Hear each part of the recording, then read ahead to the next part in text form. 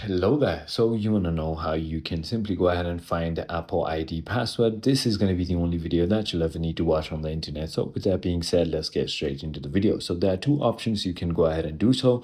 So you can quickly find a saved password in your device's setting or easily reset a forgotten one or using a trusted Apple device. So first things first, if you previously already saved your password in the iCloud chain, you might not need to reset it. So simply tap on passwords and then simply tap on all and then simply go ahead and look for your Apple ID account right over there and then look for your password. It is as simple as that.